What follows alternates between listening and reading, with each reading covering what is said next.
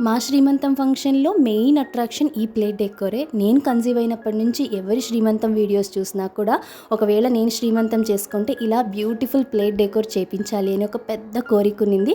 మొత్తానికి ఆ రోజు రానే వచ్చేసింది. ఈవెంట్ సడన్‌గా ప్లాన్ చేయడం వల్ల అన్నీ మేమే ఓన్‌గా చేసుకునే టైం లేక పీడీ ప్లేట్ డెకోర్స్ అని ఇన్‌స్టాగ్రామ్ పేజ్ వాళ్ళని అప్రోచ్ అయ్యాము.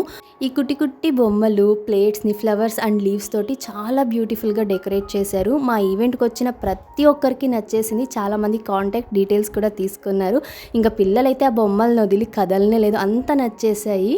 మామూలుగా శ్రీమంతానికి 5, 7, 9, 11, 15 ఇలా ప్లేట్స్ డెకరేట్ చేపిస్తారు కదా. మేమైతే 11 ప్లేట్స్ సెలెక్ట్ చేసుకున్నాము.